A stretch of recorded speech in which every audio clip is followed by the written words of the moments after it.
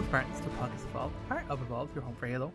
Podcast Evolved is going to recap a bunch of news for you today. I say Podcast Evolved, it's really just me and Steve. Say hi, Steve. Howdy. We are Podcast Evolved. We're keeping it alive. That's it. Yeah. We're limping along here. So, Happy New Year. It's January. I think our last episode was October, so that's not great. But we're still here. There has been other episodes in between, not too many. Limping along with a few bits and pieces. And we have some Halo to talk about today, because it's been a while, and Steve is still connected. He's got a lot going on, so he's going to talk about that as well. So social stuffs, I'll be very quick with this one, because if you're listening to us, you probably know exactly who we are. So this is our main show. We have a whole bunch of other shows that we did in the past. They're all available on our website. I'm not going to go too deep into them at the moment, but various different content all around Halo. Some great stuff on there. If you're interested, go check us out. It's haloevolve.co is our website. You can get everything you want on there, really. So we also have a Patreon. So I want to thank all of our patrons for sticking with us through the slow days that we're experiencing at the moment. So guys, thank you all so much. You're amazing. We have our own kind of unique reward. Well, a whole bunch of rewards for our patrons, but we have our own podcast that Ian Connor runs. That would have been your podcast. So that's still on the go. Ian has been super busy, so we haven't recorded in a little while. But we're kind of resetting ourselves now in January, so hopefully we'll start picking up. You should see more from us, I guess, coming. So that's patreon.com/HaloEvolved to learn more. We also have an Audible trial link if you want to use it. Also, all the Halo stuff is on there. It helps support us a little bit if you do. So that's audibletrial.com/podcastevolved. Start a free trial with Audible. I'm not an Audible guy, but I know people are out there, and it's a pretty big deal. So you can do all sorts of stuff with Audible, as you can imagine. Okay, so in terms of being up to, I have not played Halo, I'd say, in about a month or two. That's mostly somewhat my fault, and it's somewhat I'm going to blame Call of Duty, because I normally get my brother or my two brothers to kind of play with me when I can on occasion, and they both got sucked into Call of Duty, so they pulled me in with them too. That zombies mode was pretty good. So we had some fun for that last couple of weeks, but haven't played too much Halo since then. And I think I missed something. I'm going to go back and kind of see. I know the guys who put out the zombies mode for Halo did a jumper. They were doing some kind of campaign, I think, for that was like a Hell Jumper thing. It was a Hell Jumpers, Hell Divers themed type of game mode. Yeah, it was, wasn't it? Yeah. Did you ever play it? I played it a little bit here and there. I didn't get a lot of time in with it because it's more of like a custom game mode than something that would load up in matchmaking, and it just didn't really pop up in any of our custom game nights. Fair enough. But it is kind of a hybrid experience between like what would be Helldivers and Halo. It's not an exact copy. I imagine it's still available. I just need to figure it out and pull it down. I'm sure it's in there somewhere in the custom browser. But what I have been doing that is Halo related is the Halo Flashpoint model board game. Steve, have you seen our Halos? Have I talked to you about this before? I'm not sure. I know we've talked about it in the Discord. We may have mentioned it like as a piece of content coming up in previous episodes, but I know a few of you guys were getting in on it.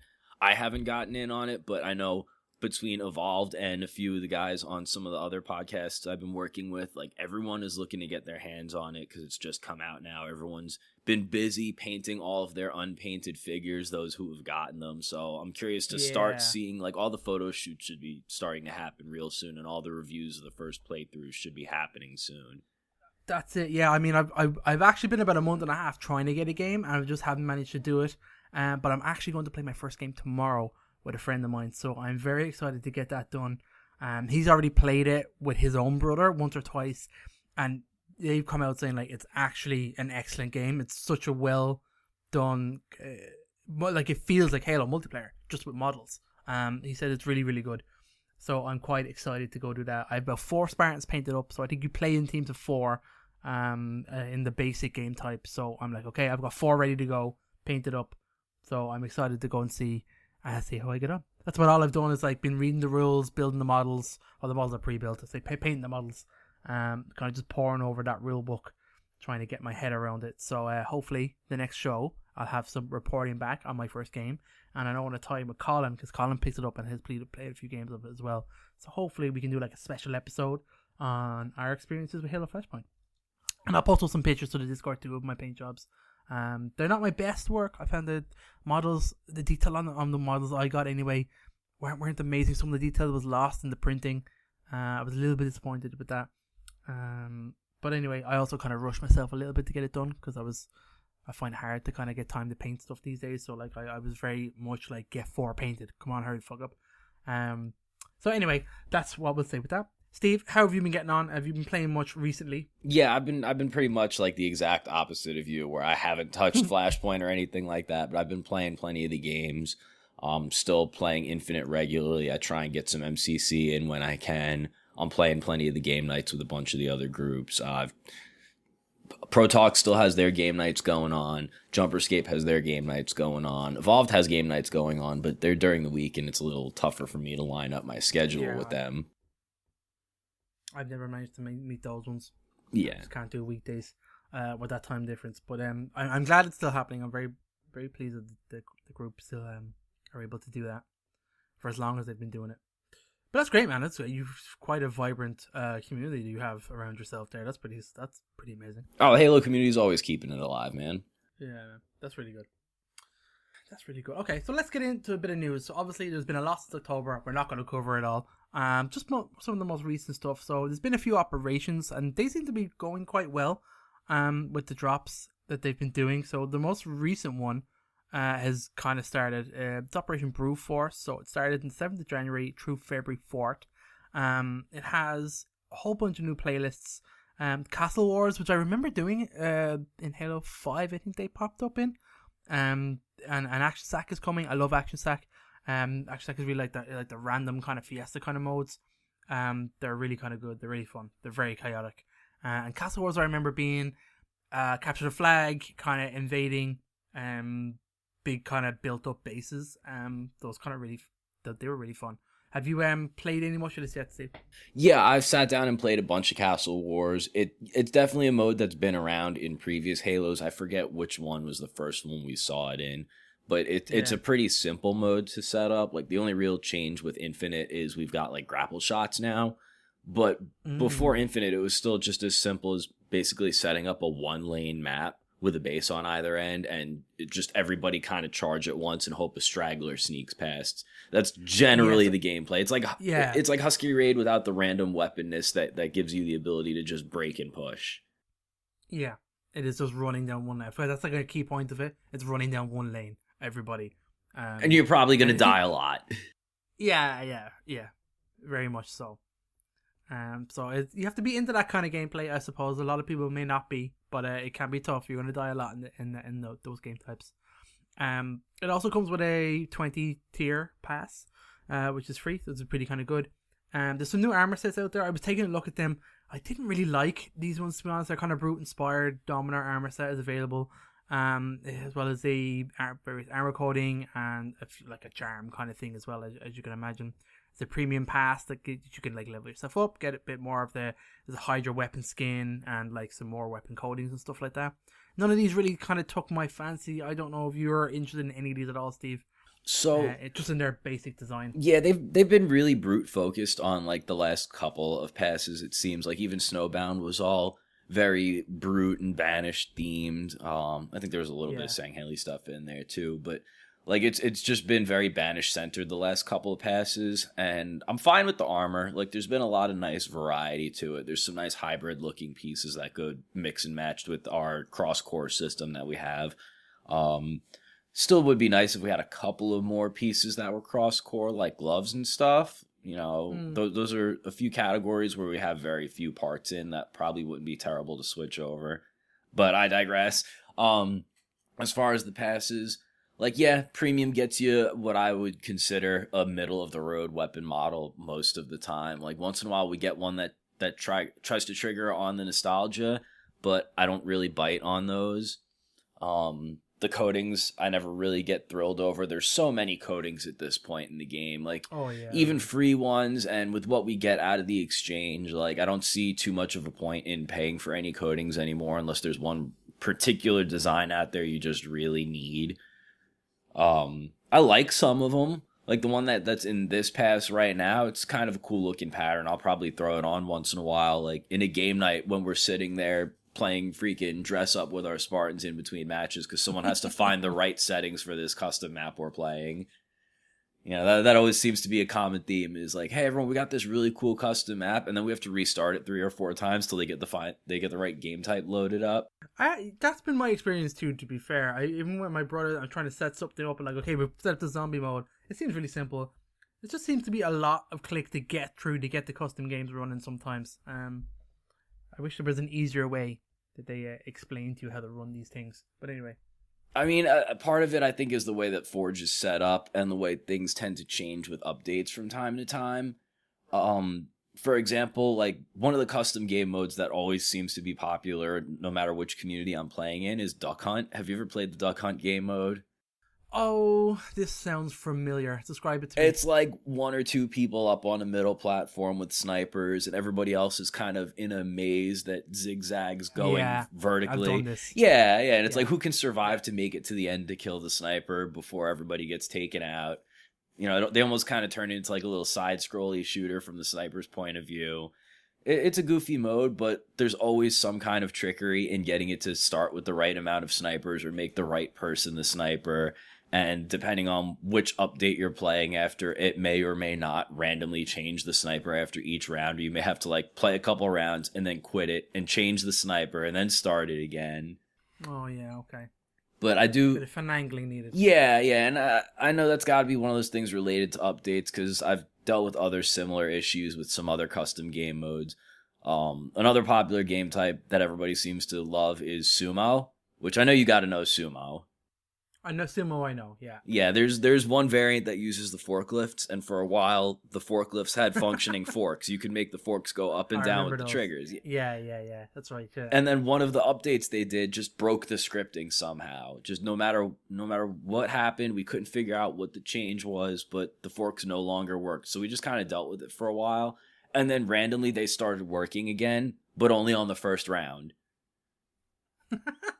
Like, I played a game night for New Year's Eve. I set up a New Year's Eve game night, and I brought that game mode in, and I was surprised when we started playing, and our forks worked. And I was like, guys, our forks work. And then after the first round, nobody's forks worked.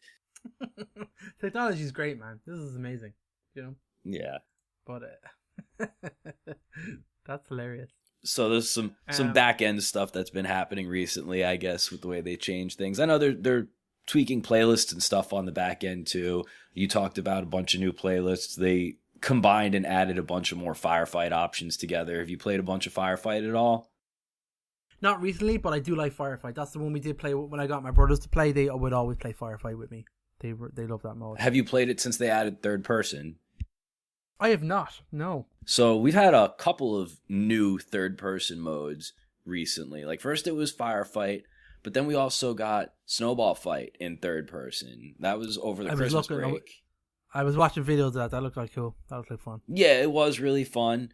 There's something about like being able to peek around corners while you're trying to line up your shots. It was very different, but I liked it. That's very cool. I like that. Okay, so that's kind of modes. Obviously, there's been a lot on in the winter and stuff like that. And like you mentioned, the Snowball Fight mode. That was cool. I like that they put things like that. They're always good for doing like themed seasonal content, kind of like fun things to do. So I think they do a good job of that anyway. And then speaking of jobs, I have a few random little bullet points here because Steve was informing me of news that he knew about that I didn't know about, which was good stuff. So there is a job available in Halo Studios for a new community writer. So Steve had the details of this, so that it was like a part-time position. Essentially, obviously, it's backfilling, I imagine, Alex Wakeford, who's moved to a franchise writer. So I imagine this job is doing the community posts. I don't know about part-time. I know it said it was a temporary listing. It didn't say it was a permanent listing, which sorry. I mean, some people may be speculating like, okay, does that mean that the future of Waypoint posts or whatever isn't looking great, or is it just maybe they don't want to commit to somebody long-term just yet? Who knows? But like, it's a publicly listed position. They have listed it on their Twitter and all that. But yeah, Alex Wakeford moving up to franchise writer means they're looking for a new face of community writer, I guess. There's been plenty of times where Alex Wakeford's like, hey, it's not just me writing all of these. Like, there's a team of people behind this. They deserve credit too.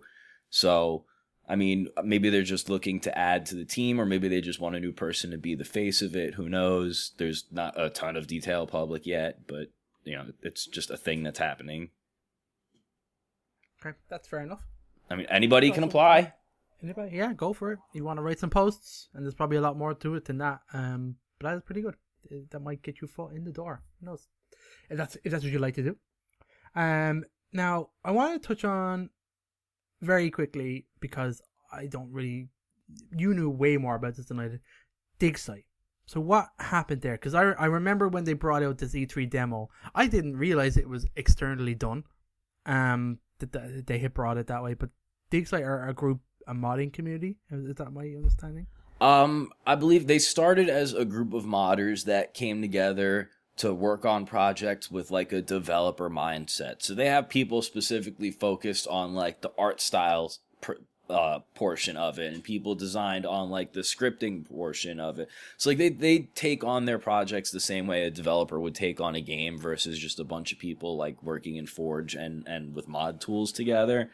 But at some point there was some sort of partnership or agreement struck up with Microsoft where it would kind of be official releases of all this work. Like, they'd be officially supported. Microsoft would announce it and everything. Be like, hey, this team has put together this for everybody, available now. So, oh, wow. So like, it has been official, but they weren't, like, contracted in as employees. The last projects that they did, they were doing as passion projects. They were doing it, for free in their own time. And we got like the Halo E3 2003 demo. It was 2003 E3 demo. We got that playable. We've gotten like the Macworld demo playable. We've gotten all of these famous videos that we would watch on repeat on YouTube when we were teenagers. Like, oh, it would be so cool if that actually came out with the game and they didn't have to cut it or whatever reason. Like, pretty much is all that has been made playable now thanks to this team. And they have so many more assets and files and bits of source data from all these original projects available to them to work from. But it got to a point where they would pretty much have to turn it into a job and get paid for it to be able to sink the time into it that they needed to, with how convoluted and complex like the more modern games got. I could only imagine. I mean, modding, people that do modding, they're crazy people anyway, but like that takes hundreds of hours. Yeah. To do that. And I can only imagine the scale of what. Now, they were obviously given access to a lot of stuff, which is great, but yeah, working for free, those kind of hours, at a certain point, you got to call it quits. Like, that's crazy. Right. So I guess there was some attempted negotiating happening, and at the end of the day, Microsoft was like, all right, well, we're not going to pay for this, and Dig Site's like, all right, well, we're not going to continue this. And I think it was pretty amicable until at some point there was a leak that happened, and personally, I don't know right now if it's been determined where it came from yet, because it's kind of all still just been unfolding. But like all of the source data that the Dig Site team had to work with, it went public. So it was like I think it was like 100 gigs worth of data or some crazy amount like that. They're saying 100 gigs of unreleased and pre-released Bungie era Halo content is leaked over the holidays. Yeah, so that's been a huge point of conflict too, because it's like they're trying to establish if it was somebody at Dig Site that did it, because obviously the entire team isn't going to have access to the entirety of the files. But if we get too far into this, we're just going to start speculating. I don't want to do that, because that's true. Because we're getting close to the professional realm of stuff, and I don't want to encroach on like somebody's career just by talking out the side of my neck. But that's pretty much what's been happening. So we probably we're not going to expect too much old promotional stuff getting brought back to MCC at this point, unless some of the old people out there in the public do something with it now that the files are out there. Yeah, that's true.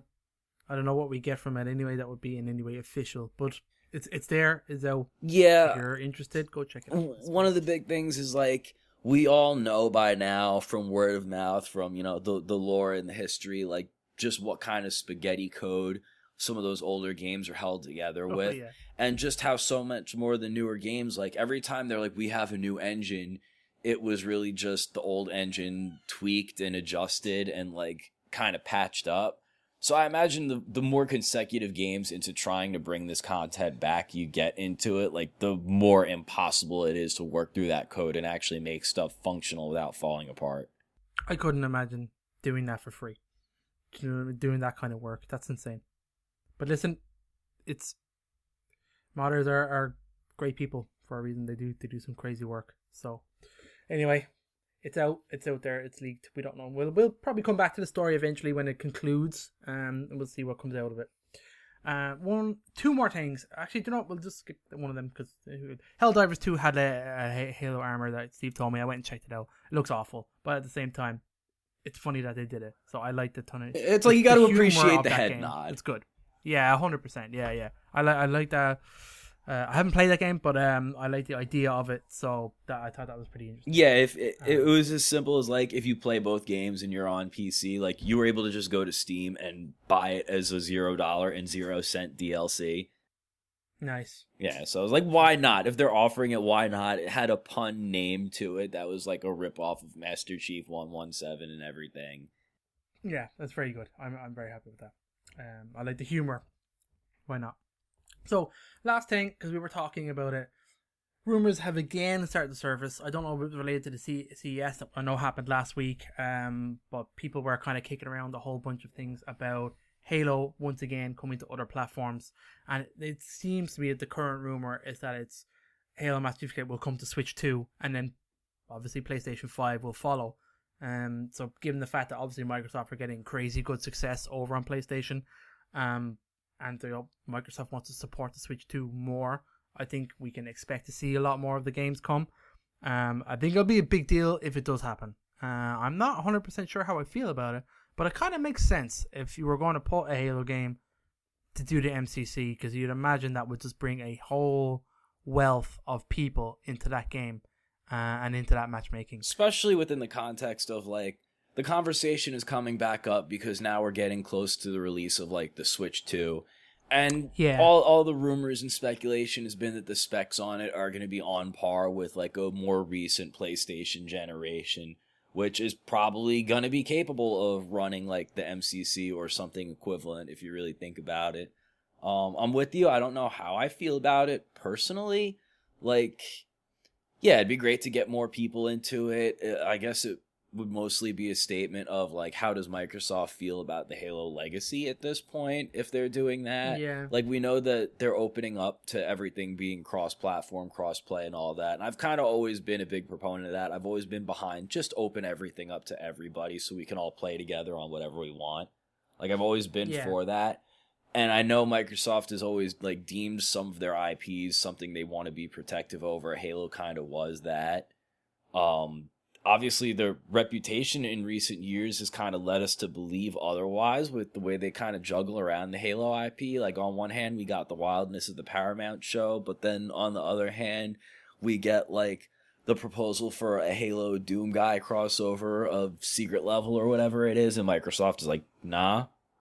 So it's like, how do they really feel about it at this point? I guess will dictate to us how we should feel. I mean, what else can we really say about it? Yeah, I know, yeah. I think you see things like, okay, you put out a game like Halo Infinite and it just, the support wasn't there at the beginning, and you're like, you had to be, why weren't you ready for this? This was the biggest game you had for Xbox at the time, and it's just, weren't ready on the board with the support of it. And you see about other things, okay, they're super protective, they don't want, that's got to be their system seller, you would think, but maybe not anymore.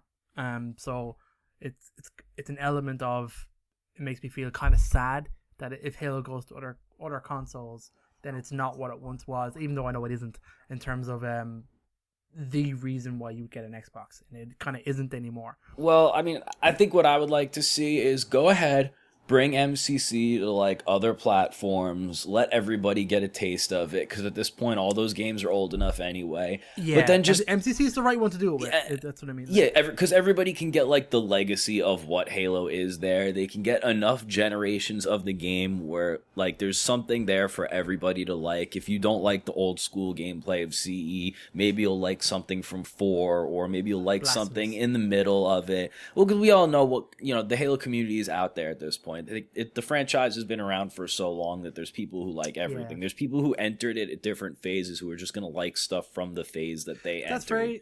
That's very true. And like MCC is great for that you can pick and choose what you want. Go in and play the bit that you like, maybe try something else. And I imagine it'll be a great deal at a great price. When you think about it, if it came out and it launched full price, which would probably be what might be $70, 80 euro, 70, 80 euro now here.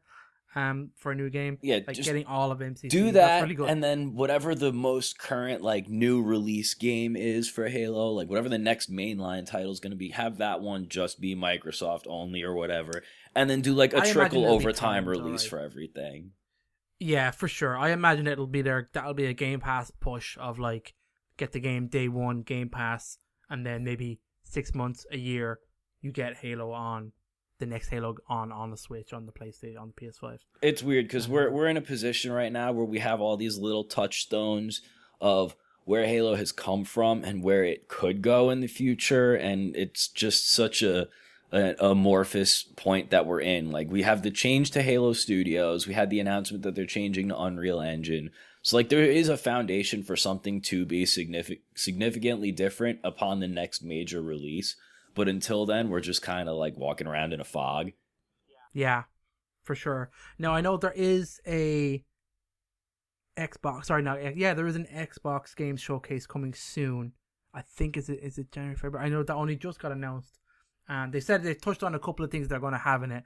But they've also said there's one unannounced game coming to. You're like it's like a developer, like that. You know the ones they've done before. So you may or not have seen them, where like they go to the studios and they have people talk about their new game and bits like that, and then they cut to a different studio and then they talk about their game. So they've said there's one studio with an unannounced game that they're going to go see, and they haven't said what that is. So that one of the many things that people were throwing out there is that a new Halo game? I don't think they're ready to do that right now. I agree. But unless it was a Halo game that wasn't coming from Halo Studios. Unless it was they had outsourced or they have another studio working on a spin-off. But I think that's very unlikely. But yeah, no, I think it's way too soon for us to see any sort of reveal or anything after when we just got the preview for Unreal and all of that. Like, that tech demo probably put a couple months to put together and polish just to be able to show off to us, where they wouldn't have to be stressing and worrying about the kind of reaction to the original Infinite reveal. You know what I mean? Like, they probably put a little bit of extra time to spit shine that up. So I can't see something else being revealed quite this soon. They did say they have multiple projects in the works, but again, like, it's so soon. I can't imagine it would only be like, what, maybe 8 months from the time that we got the Unreal reveal, maybe 10 months. Yeah, if even that. When did they rename do that rebranding to Halo Studios, and then they showed us kind of content? I want to say it was like September, October. Yeah, I mean, like that, and that wasn't even a game. That was just an engine that they were talking about. You know, this is what we've built. So who knows? Yeah, I mean, they're quite a way away from that. So, man, what else have I got? That's kind of it, man. I didn't really have any other news. I just really wanted to get talking. Book stuff, yes. Sorry, there is.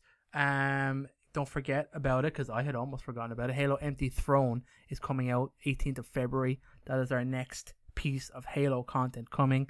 I promise you now, we will have all of our book clubs done before we get there, and it won't take as long as we have done to get Empty Throne done than we did for Halo Epitaph. So I promise you, we'll be up to date well before then.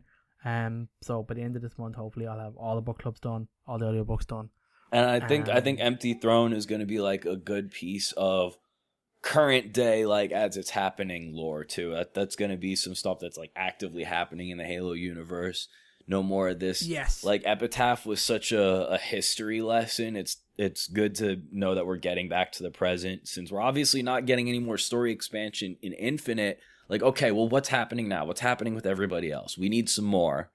Yeah, for sure. So at least we know that that's exactly what Empty Throne is. It's the aftermath. So, which is going to be exciting. So it's not. Yeah, I'm looking forward to this. Probably more than I probably should be, but I am looking forward to this book. So that's when we get there, we'll get there, and I'm sure we'll all be pouring over it and be ready for the podcasts to come out all about it. So with that, I do want to kick over a little bit to Steve, because Steve, you're flying it with Halo content at the moment and with work that you're doing. So I know that the Jumperscapes guys have been doing crazy work. I see all the podcasts come into my feed. You're pumping out content constantly, and you're still doing the data drops. So do you want to talk a little bit about what's going on at the moment? I mean, you and me pretty much covered most of what I've been talking about recently. Yeah. Because my show is every 2 weeks. So every 2 weeks, I'm putting out what's been going on with Infinite, with MCC. Sometimes I'll touch on like merch releases. If like, especially when we were coming up on the holidays, there were a lot of new product releases happening. We were still making our way through like those premium versions of all the Noble Team statues, but those are all out now. So I'm kind of waiting for more pre-orders of stuff to come up. I touch on like some of the community stuff, but we also have a bunch of other shows that touch on various community things. Like we have a show, Theater Mode, that covers all sorts of Halo fan films, whether it's stop motion stuff or animation or even live action. There's a show that covers more like Xbox Studio related stuff. So once in a while we kind of double dip on like Halo Studios related things, but we try not to step on each other's toes. But there's literally always something happening because there's daily shows. We've got someone that covers like all the community created stuff in Etsy. So whatever portion of the Halo community you find yourself at home in, there's probably a show specifically just for that for you on Chatternet. And if not, like we've got all the Discords for all the different shows, and Jumperscape at large also has plenty of its own other shows. And we're always just looking to reach out and do stuff with the rest of the community. Like me personally, I'm constantly trying to be a boon between like the 3, 4, 5 different communities that I've been a part of. You know, I've always been jumping back and forth between here in Pro Talk. I've been working with the Jumperscape guys. I started getting in touch with a few local communities that do like local LAN parties. I went out about a week ago to a spot near me that set up about 8 CRTs and old Xboxes and did a Halo 2 LAN night and just tried to touch base like on feet on the ground in person with the rest of the community. Like, hey guys, how's everybody doing? How can we all be more in touch with each other? What else can we all do to keep the community popping off? And that's just whether it's Evolved or Chatternet, like that's just all I'm trying to be a part of, is keeping it going and keeping it alive. Well, Steve, thank you very much, because you are a huge part of keeping us alive. So thank you very much. I want you to know I really do appreciate that. So thank you very much. Of course, man. Like I love being a part of this team. I'm gonna keep dragging you guys along with me, kicking and screaming. Absolutely, yes. Thank you very much. So I don't have anything else I want to call out at the moment, so I might leave it there. Again, I'm very happy that we got back to doing a show this in January. So hopefully you should be hearing more from us. I'm going to do some folks on pinning down some people to help me with some audio books, get the last 2 or 3 out. I mean, we did drop an episode in November. There was a book club episode in November. There was. And Halo Epitaph is still coming. I have to get the team together for that, and I probably might need to read it again myself now at this stage. It's been that long.